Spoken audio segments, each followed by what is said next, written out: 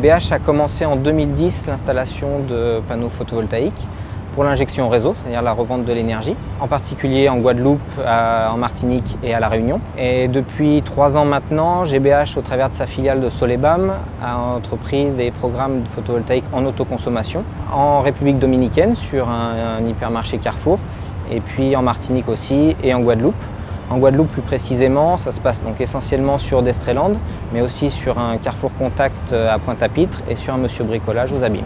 Destreland a déjà engagé un certain nombre d'actions environnementales depuis quelques années, que ce soit au niveau de la galerie marchande, des boutiques ou des grandes enseignes. Pour exemple, le tri sélectif des déchets, la mise à disposition des visiteurs de points de collecte des déchets électroniques, lampes, bouteilles, canettes, gobelets, la mise en place de bornes de recharge pour véhicules électriques, la participation et l'organisation de la semaine de l'environnement tous les ans. La galerie est aussi engagée dans une démarche de certification ISO 50001, management de l'énergie. Et le dernier projet majeur, c'est la mise en place de panneaux photovoltaïques en toiture.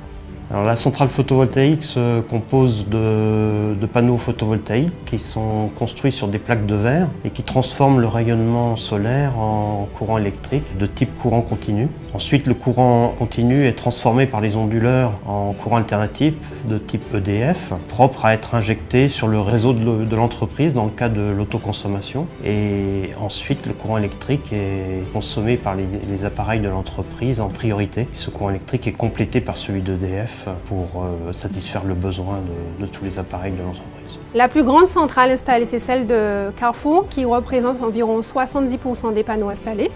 Il y a aussi la centrale de Monsieur Bricolage, qui permettra de couvrir 36% des besoins du magasin. Et enfin, la centrale de Decathlon, qui permettra de couvrir 23% des besoins du magasin.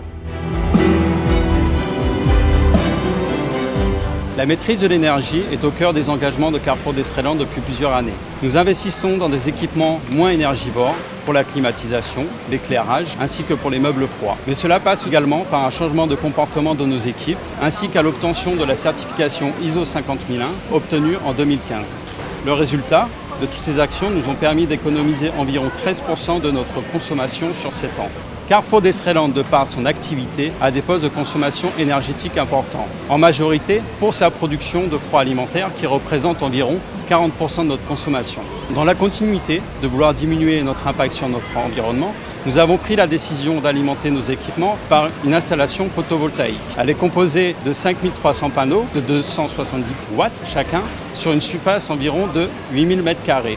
L'installation nous permettra en production maximale de nous effacer pratiquement en totalité du réseau électrique. Pour assurer la surveillance de l'installation, nous disposons d'outils de supervision à distance. Dans le cas que nous avons là en supervision, il s'agit de Monsieur Bricolage à Destreland. Alors le graphique indique la puissance produite par la centrale photovoltaïque et la puissance consommée totalement par Monsieur Bricolage. La fourniture est ici égale à 13%. Ceci est dû au temps qui n'est pas des plus favorables. Et en règle générale, le taux d'autosuffisance photovoltaïque atteint les 36% vers midi par beau temps.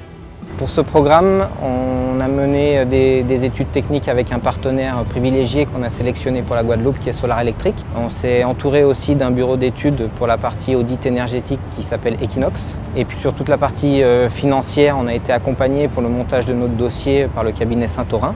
Et tout ça a été porté par l'ADEME et la région sur le financement pour obtenir des fonds notamment FEDER.